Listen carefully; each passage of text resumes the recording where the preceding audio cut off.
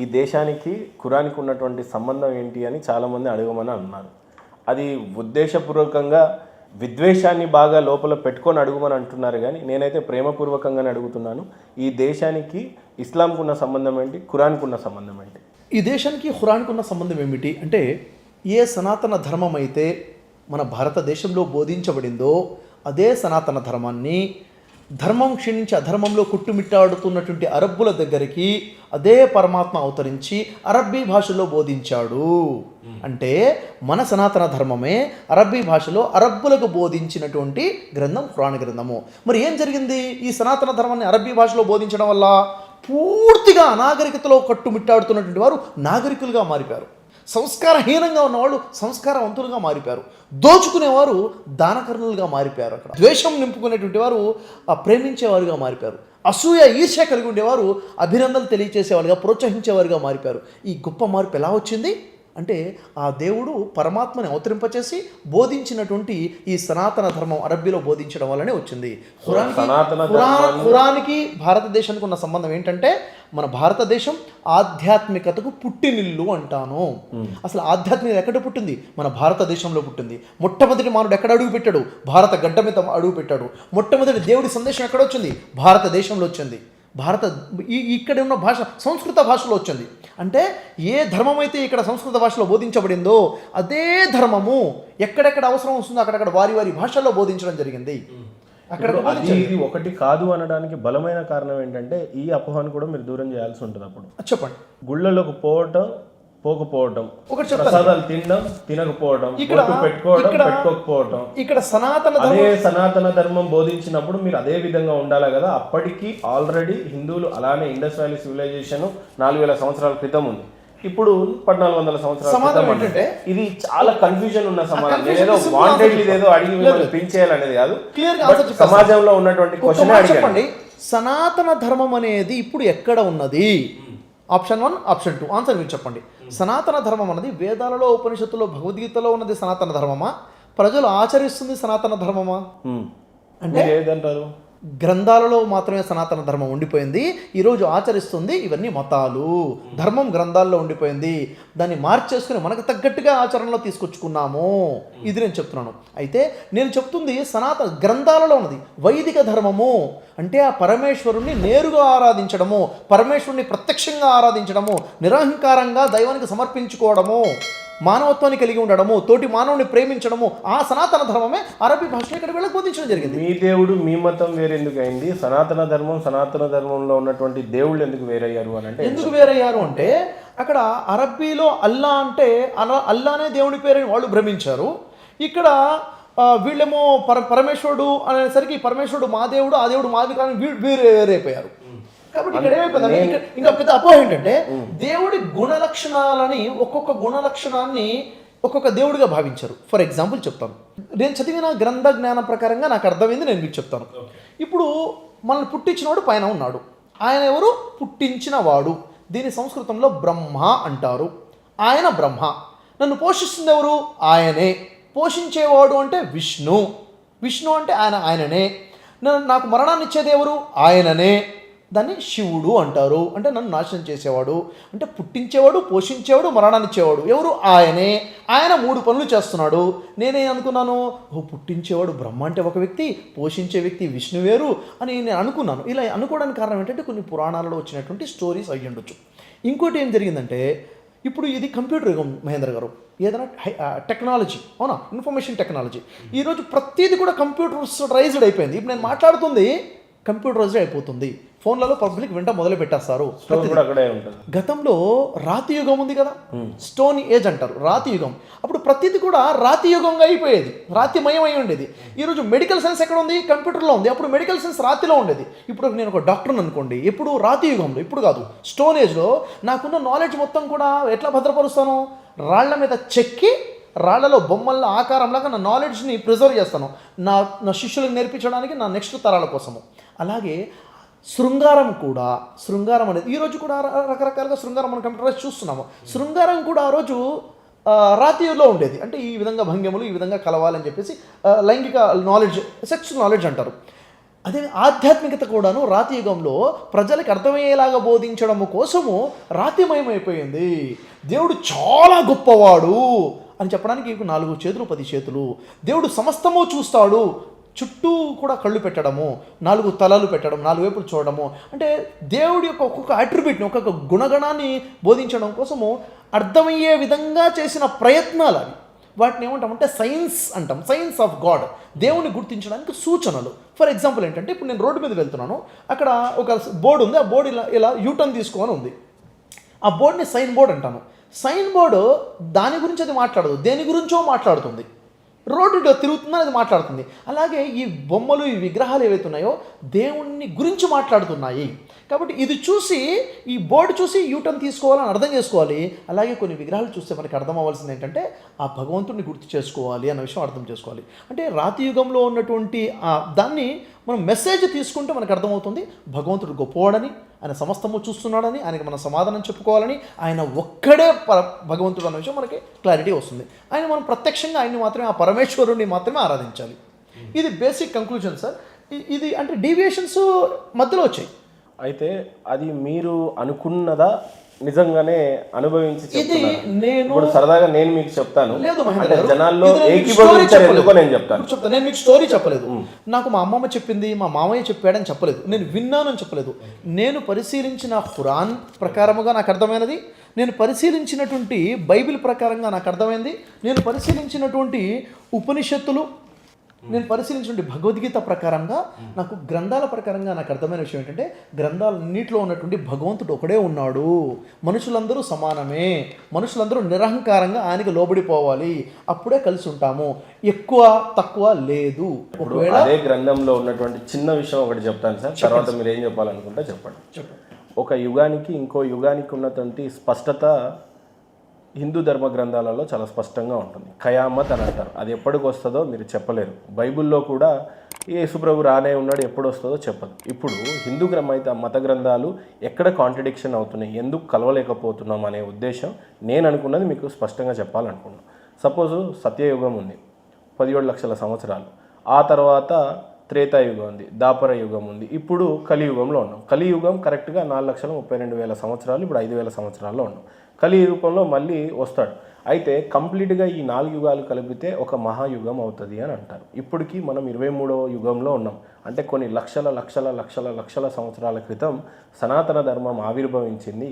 ఎడారిలో ఎక్కడో తెలియని, ఎలా బతకాలో తెలియనప్పుడు సంస్కరణలు తీసుకురావాలి కాబట్టి యేసుప్రభుల వారు, మోసేసు, ఇబ్రాహిము, అబ్రహాము వీళ్ళు చేసిన ప్రయత్నంలో భాగంగా మొహమ్మద్ ప్రవక్త వారు మొన్న వచ్చి ఈ గ్రంథాన్ని బోధించడం ప్రారంభించారు. కాబట్టి వీళ్ళు చెప్తే మేమేంటి వినేది, మొన్న వచ్చి మేమెందుకు నమ్మాలి, మా మతం ఎప్పటిది, మా సనాతన ధర్మం ఎప్పటిది అనే కోణంలో ఈ 2 పసిఫిక్ మహాసముద్రం ఇంకో సముద్రం లాగా ఎప్పటికీ ఉన్నాయి. ఇది నేను కల్పించింది కాదు, మీకు తెలిసిన వాస్తవమే. ఇప్పుడు ఏ రకంగా సంస్కరణలు తీసుకురాగలుగుతారు? ఇలా సింపుల్గా నేను అంటాను, గ్రంథాలని నాది గొప్ప అని చెప్పే ప్రయాణం చేయలేదు. ఖచ్చితంగా ఉన్నదైతే ఇదే కదా సార్, మీకు కూడా తెలిసిందే చెప్తాను సార్. గ్రంథాలన్నీ తీసి పక్కన పెట్టేద్దాం. దేవుడు నాకు బుద్ధి వివేకాలు ఇచ్చాడు, మీకు బుద్ధి వివేకాలు ప్రసాదించాడు. ఇప్పుడు ఆలోచిస్తే మహేందర్ని, షఫీని పుట్టించిన దేవుడు ఒకడేనా లేక వేరువేరా? దేవుడు ఒకడే సార్.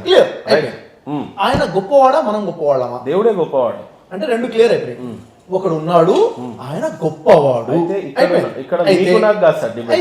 చెప్పండి. ఇప్పుడు మంచి చెడుల విచక్షణ మనకు ఉందా లేదా? ఉంది. అయితే మంచి చెడులు మనం చేస్తుంటే పైన ఉన్నోడికి తెలిసిదా తెలీదా? అవన్నీ తెలుస్తుంది, ఉంది. అంటే మనం ఎలా పడితే అలా బతకొచ్చా, అకౌంటబుల్ గా ఉన్నామా? ఇప్పుడు చెప్పండి, చెప్పాలనుకున్నది. కాబట్టి మనం ఏమంటానంటే ఇక్కడ సృష్టికర్త ఉన్నాడని నమ్మాలి.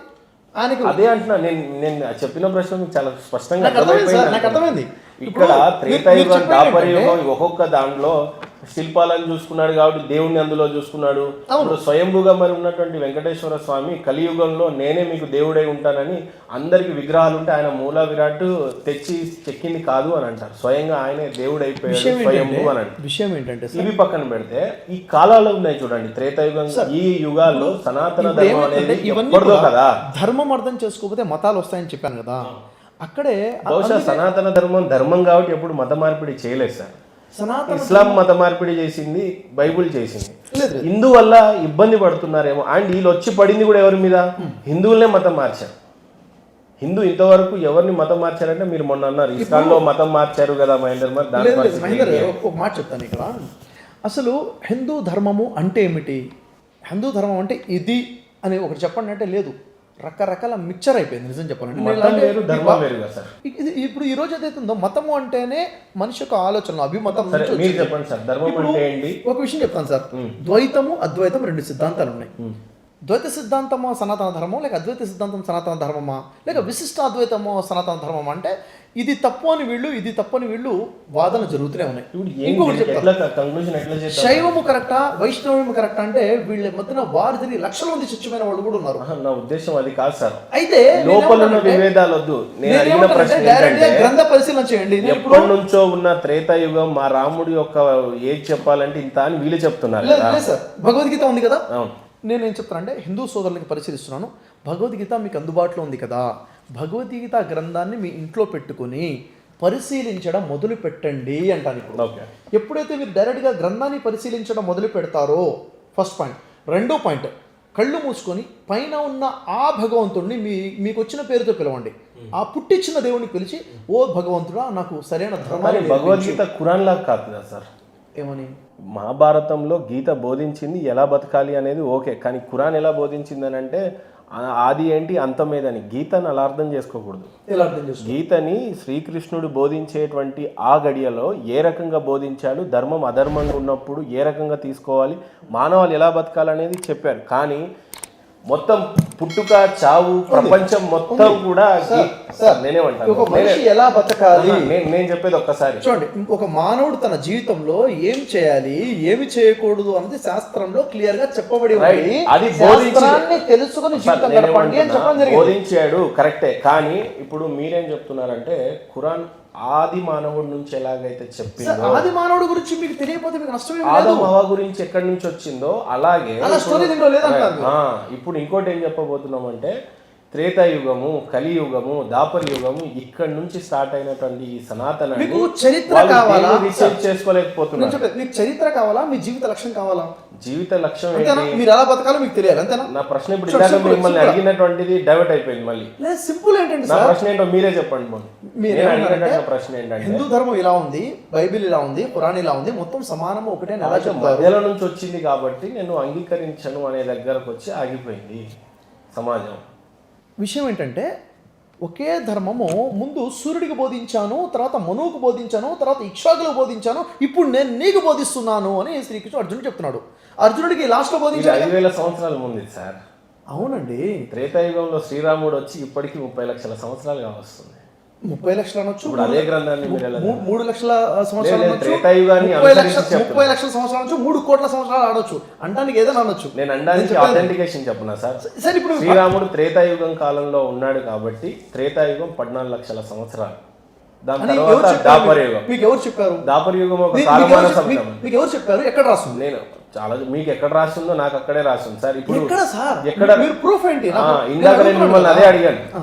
మీరు ఈ గ్రంథాలన్నీ బుక్ స్టాల్స్ లలో కొంటున్నారు కదా, నిజంగా వ్యాస మహర్షి రాసినటువంటి ఒరిజినల్ వేదాస్ ఎక్కడున్నాయి, మీకు ఎక్కడ దొరికింది అనేది నా క్వశ్చన్. ధర్మం కాబట్టి దీన్ని బోధింపబడదు, దీన్ని అమ్మబడదు, ఇది పుస్తకాల్లో రూపించబడలేదు. మహాభారతంలో జరిగినటువంటి ఒక గీత అనేది తీసుకొని వచ్చి గీతలో మీకు మొత్తం బైబిల్ కంపేర్ చేయడానికి లేదు. నేనేమన్నానంటే మీరు గ్రంథాలన్నీ ఎలా కలపాలంటున్నారు కదా, నేనన్నాను గ్రంథాలన్నీ పక్కన పెట్టేసి కలిసి బతుకుదాము, పైవాడి భయపడి బతుకుదాము, ఇది నేను చెప్పానండి. అయితే వీళ్ళని ఏకం చేయటం ఎలా?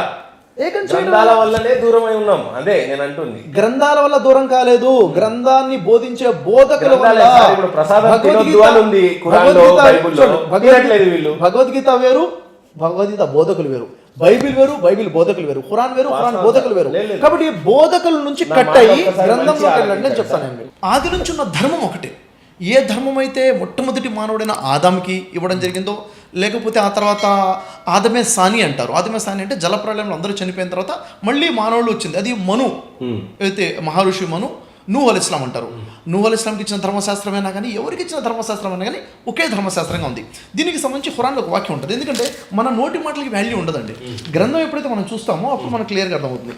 ఇక్కడ ఈ వాక్యంలో సూర్య ఆలయం 23లో 51, 52 చదివాం కదా, 53, 54 చూడండి. కానీ తర్వాత ప్రజలు తమ ధర్మాన్ని వారిలో వారే ముక్కలు ముక్కలుగా చేసుకున్నారు, ప్రతి వర్గం తన వద్ద ఉన్న దానితో ఆనంద పరవశమై ఉన్నది. అంటే ఇప్పుడు నేను ఒక మతాన్ని తయారు చేసుకుని ఇదే కరెక్ట్ అని నేను సాటిస్ఫైగా ఉన్నాను, మీ మతంతో మీరు సాటిస్ఫైగా ఉన్నారు. ఇది ప్రస్తుతం ఉన్నటువంటి సిచ్యువేషన్. అయితే ధర్మం ఇది కొత్తది కాదు, పాత ధర్మమే అని చెప్పడానికి ఖురాన్లో 42వ సూరా తీయండి ఒకసారి. 42వ సూరా 13వ వాక్యం. దాంట్లో 13వ వాక్యాన్ని తీసుకుంటే 42 ఎస్ 42లో 13 641వ పేజీ 641 పైన ఉంది చూడండి 13వ వాక్యము. ఆయన నూహు ప్రవక్తకు ఆజ్ఞాపించిన ధర్మాన్నే నీకు కూడా నిర్ణయించాడు. అని ఎవరు చెప్తున్నాడు? దేవుడు ముహమ్మద్ ప్రవక్తతో చెప్పడం జరుగుతుంది. అంటే నీకు కొత్త ధర్మం ఇవ్వట్లేదు, ఇంతకుముందు నూహు ప్రవక్తకి ఏదైతే ధర్మాన్ని ఇచ్చానో అదే ధర్మాన్ని నీకు ఇస్తున్నాను, కొత్త ధర్మం కాదు.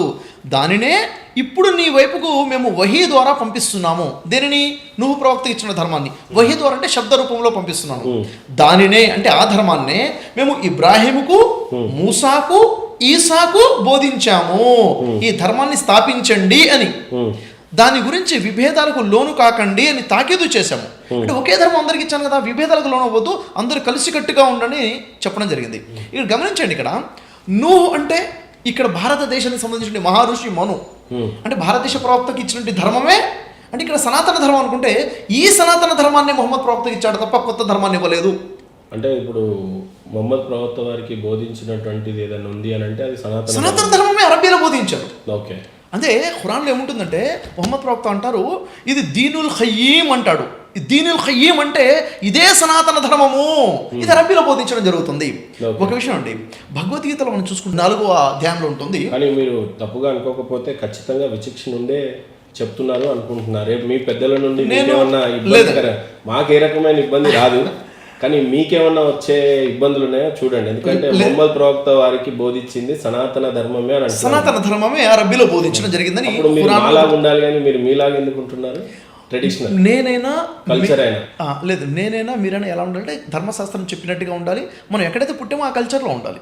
ఆ కల్చర్ గురించి మేము మీకు చెప్తాను. ఎందుకంటే మీరు ఒక మాటలోనే పెద్ద ప్రశ్న ఉంటుంది, నేను సమాధానం చెప్పాలంటే, ఎందుకంటే మన మాట ఆధ్యాత్మిక విషయం కాబట్టి చాలా సున్నితమైన విషయం, ఏది వదిలిపెట్టకుండా ఒక్కొక్కటి మాట్లాడుకుంటూ వెళ్తే బాగుంటుంది. ఇక్కడ చూడండి, భగవద్గీతలో మనం వస్తాం, ఖురాన్ వాక్యంలోకి వస్తాను. భగవద్గీతలో చూడండి 4వ అధ్యాయము జ్ఞానయోగంలో 7-8 వాక్యాలు మనం చూసుకుంటే, 7 ఒకసారి మీకు ఇస్తున్నాను, చదువుతారా? 7-8 శ్లోకాలు భగవద్గీత. అక్కడ మార్కర్తో ఉంది కదా,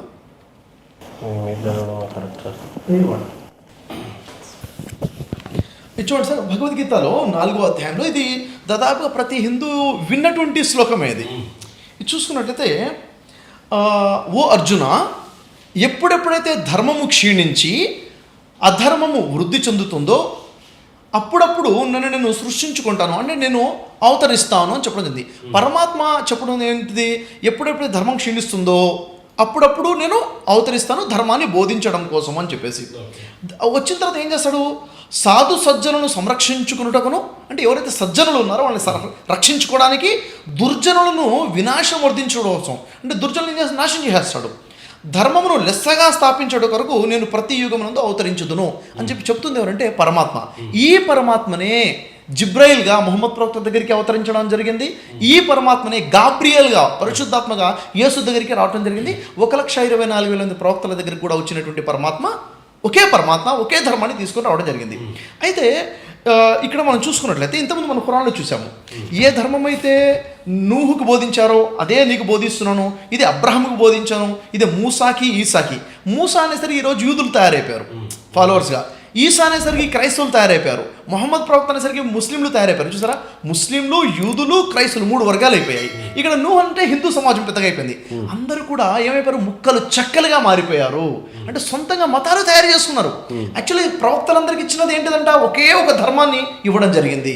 ఇదే విషయం చూడండి, భగవద్గీతలో చాలా క్లియర్గా చెప్పడం జరుగుతుంది. చూడండి, భగవద్గీతలో చూసుకున్నట్లయితే ఇదే 4వ అధ్యాయము 1-2 శ్లోకాలు చూస్తే, 1వ శ్లోకంలో నాశనరహితముకు ఈ నిష్కామ కర్మయోగమును, అంటే ఈ ధర్మశాస్త్రం ఏదైతే ఉందో, ఏ శాస్త్రం అయితే పోతుందో దాన్ని నిష్కామ కర్మయోగము అంటే నాశనము లేనటువంటిది. ధర్మం ఎప్పుడు నాశనం కాదు.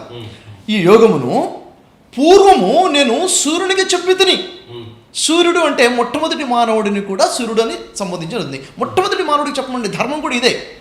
సూర్యుడు వైవస్వత మనుహుకు ఉపదేశించను, మనుహుకు బోధించను. ఖురానే ఉంటుంది, నూహుకు బోధించిన ధర్మాన్ని నీకు బోధిస్తున్నాను అని చెప్పడం జరిగింది. ఇక్కడ మను నువ్వు అనే కాంట్రడిక్షన్ ఎలా మిక్స్ చేయగలరు మీరు? ఎలా అంటే నమ్మని వారికి ఇదే కరెక్ట్ అని చెప్పగలరు? ఒక విషయం చెప్తాను. ఇక్కడ ఎవరు పడితే వాళ్ళు మాట్లాడలేరేమో. మీరు అన్నారు, మీరు ఈ మాట చెప్తే ముస్లిం పండితుల నుంచి ఏమైనా కాంట్రడిక్షన్ వస్తుందేమో, ఇబ్బంది వస్తుందేమో. ఎందుకంటే యాక్చువల్గా నేను ఏది తెలుసుకున్నా, ఏది చేసినా కానీ పండితులతో సంప్రదించే నేను చేస్తుంటాను. ఖురాన్ అవగాహన నేను నేర్చుకున్నానంటే ఖురాన్ పండితులు ఆలింల దగ్గర నేర్చుకున్నాం. మన సొంతంగా అంత జ్ఞానం లేదు, నేను ఆలింని కాదు, కానీ ఆలింల దగ్గర నేర్చుకున్నాం. అయితే ఎప్పుడు కూడా ఖురాన్ చెప్తున్న విషయం ఏంటంటే 3వ సూర 64వ వాక్యంలో ఉంటుంది, ఖుల్ యా అహ్లల్ కితాబ్ తాలౌ ఇలా కలిమతిన్ సవాయిన్ బైననా వ బైనకుం. ఓ గ్రంథ ప్రజలారా, మీకు మాకు సమానమైన విషయాల వైపుకు రండి. చూడండి మహేంద్ర గారు, ఇప్పుడు మీకు నాకు ఒక 10 విషయాలు సమాంతరంగా ఉన్నాయనుకోండి. మీరు తెలుగు మాట్లాడతారు, నేను తెలుగు మాట్లాడతాను, మీది తెలంగాణనే, నాది తెలంగాణనే, మీరు ఇండియనే, నేను ఇండియనే. ఇలా చూసుకుంటూ వెళ్తే సమాంతర విషయాలు చాలా ఉన్నాయి, అవునా లేదా? మాట్లాడుకోవచ్చు. మీరు సమాజం గురించి ఆలోచిస్తారు, నేను సమాజం గురించి ఆలోచిస్తాను. విభేదాలు ఆలోచించుకుంటే మీరు హిందూ, నేను ముస్లిం అనేసరికి ఏమైపోతుంది? విభేదాల గురించి మాట్లాడడం ధర్మం చెప్పట్లేదు. ఎప్పుడు కూడా సమాంతరంగా మాట్లాడండి, కలపండి, కలిసి కూర్చొని స్నేహంగా మాట్లాడితే విషయం క్లియర్ అవుతుంది. అయితే ఇక్కడ ఏం చెప్పడం జరుగుతుంది చెప్పండి. ఈ ధర్మశాస్త్రాన్ని ముందు సూర్యునికి బోధించితిని, అంటే మొట్టమొదటి మానవుడు ఇక్కడ ఆదముకు బోధించారని ఉంటుంది. ఇదే మళ్ళీ ఎవరికి బోధించాడు? మనుహుకు బోధించి ఉపదేశించితిని. మను తర్వాత ఇక్ష్వాకులకు బోధించితిని. ఇక్ష్వాకులకి ఈ ధర్మాన్ని బోధించడం జరిగింది. అక్కడ చూసుకున్నట్లయితే అబ్రహాముకు బోధించారు, మోషేకు బోధించారు, ఈసాకు బోధించారు. ఇదే ధర్మం మొహమ్మద్ ప్రవక్త బోధించారు. అందుకే అంటారు మొహమ్మద్ ప్రవక్త ఖురాన్లో ఇదే దీనుల్ ఖయ్యీం అంటారు, ఇదే సనాతన ధర్మం అంటారు. అంటే మొట్టమొదటి మానవుడి దగ్గర నుంచి చిట్ట చివరి మానవుడి వరకు దేవుడిస్తున్న ధర్మం ఒక్కటే. ఆ ధర్మం ఏమిటంటే, ఓ మానవులారా, మిమ్మల్ని సృష్టించిన ఆ పరమాత్ముడు ఒక్కడే ఉన్నాడు, ఆ అక్షర పరబ్రహ్మ ఒక్కడే ఉన్నాడు, ఆయనకి మీరు అకౌంటబుల్గా ఉన్నారు, అహంకారంగా ఉండబాకండి.